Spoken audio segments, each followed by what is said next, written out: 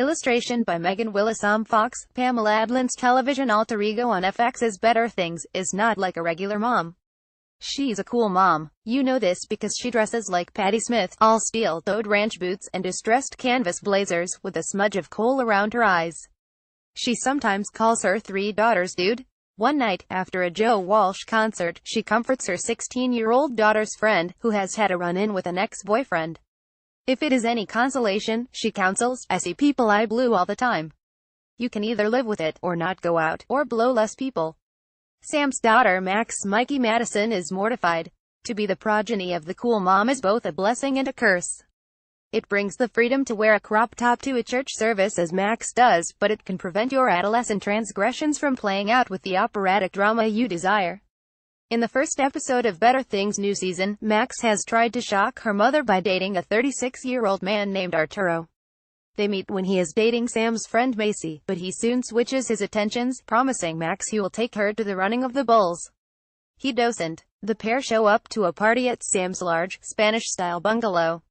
Mother and daughter scowl at each other for several minutes, until Max pulls Sam into the laundry room and admits that she's in way over her head.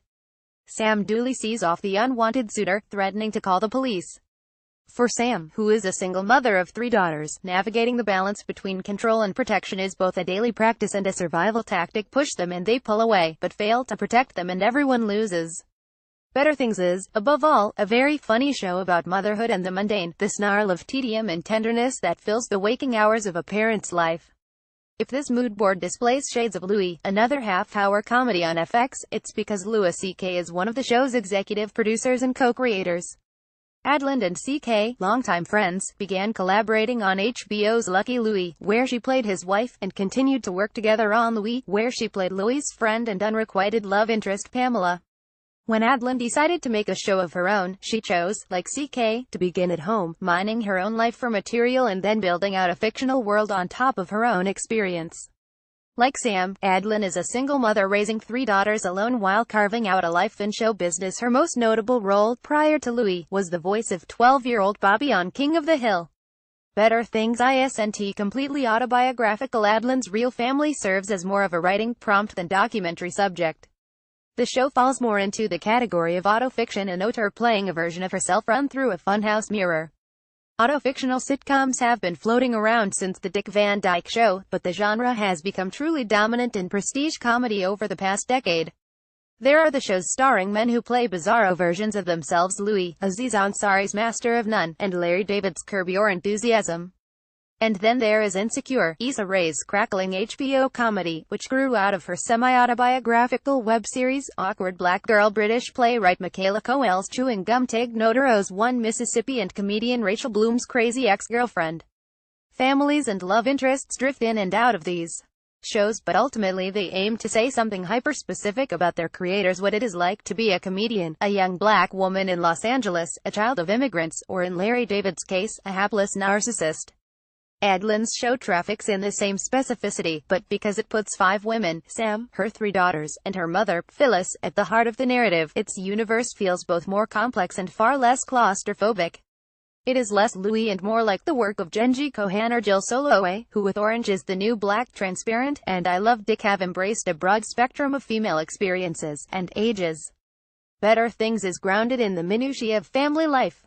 It may be the most hyper-realist, purposefully casual portrait of teenage girls and aging women on television right now. The multi-generational, all-female household on Better Things looks like Lauren Greenfield's iconic girl culture photographs come to life.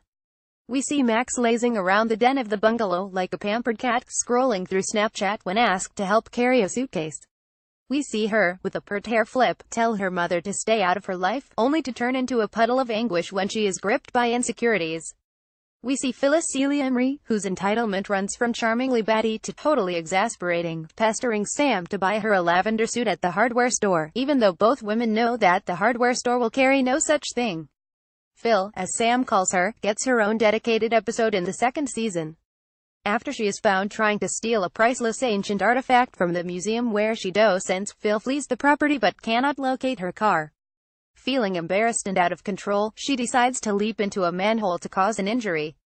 Laid up in a hospital for 5 days, Phil finally has her daughter's undivided attention, which is frequently laced with distraction and cruelty. A devastating moment from the first season involves Sam bailing on a road trip with her mother after 5 minutes. In another scene, Phil taunts a young child in a bookstore for wearing a fake mustache and then proceeds to lose control of her bladder in the aisle. Her aging is not pathologized, but it's still played for tragicomedy as Phil is losing her grip on her body and her mind. Sam doesn't suddenly soften to her mother's whims. Instead, she plays the relationship with as much realism as I've seen. Having a parent in decline is often as frustrating as it is mournful. It's logistics and patience and effort. There is, of course, love at the base of all this work, but Adlon never sugarcoats aggravating family moments with a group hug. That Sam loves her kids, and loves her mother, is widely apparent. The entire show is about how she grapples with being the center of gravity for 4 separate, insatiable maws of need. Adlon likewise gives the adolescent dramas space to breathe without taking them so seriously that they feel maudlin. Sam's middle child, Frankie Hannah Allagood, is a sardonic, self-righteous teen who wears baggy clothes and goads her sisters ruthlessly.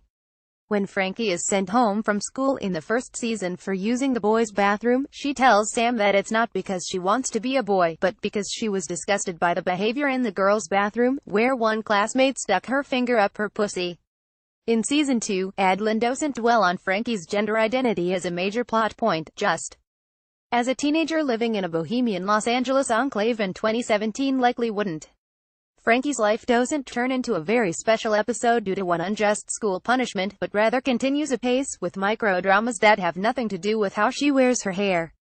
In one episode, Sam feels underappreciated and lashes out at her 2 oldest daughters, demanding that they stage a faux funeral for her so she can hear their eulogies while she's still alive. Frankie, in her tribute, hints at how she has relied on Sam to help her through emotional tumult, admitting that "I would unload on her, Mom, where are my socks, or whatever, because I needed to give her some of my pain, because I knew she could carry it when I couldn't." We know Frankie is in pain, as any teenager moving through the world is in pain, and Adlon, who directed every episode of this season, finds a way to show it without resorting to either pathos or over-analysis. If the first season of Better Things had too much of anything, it was gravity. It reveled in the prosaic heartbreaks of day-to-day life, without much surrealism or fanciful reprieve. And while it was always propelled by Adlon's charisma, which is radiant, the show felt more to Sam's maternal struggles in a way that didn't allow viewers to appreciate her prismatic qualities. We seldom saw her doing her job, or out on a date, or with friends, without her daughters around. The second season provides a bit of a corrective. The majority of one episode is devoted to watching Sam in her work as an actor, teaching a scene study class and filming a car commercial. She also takes more romantic risks this season. The second episode features a caustic breakup scene in a parking lot that, on its own, should earn Adlon another Emmy nomination. The show falls into the category of autofiction, an auteur playing a version of herself run through a funhouse mirror. It's in showing Sam in love, with all the complication it brings, that Better Things really does something new with motherhood on television. In a scene that begins with Sam in bed in the morning, we see flashbacks from the night before, when Sam met a man named Robin, a weathered but handsome divorced dad, at a depressing book reading.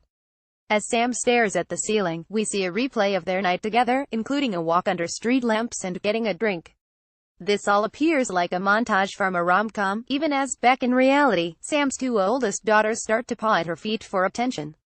Their squabbling and silly jokes play underneath Sam's daydreams like a soundtrack. Even as the mother allows herself to fantasize, her family is always there, clinging to her legs.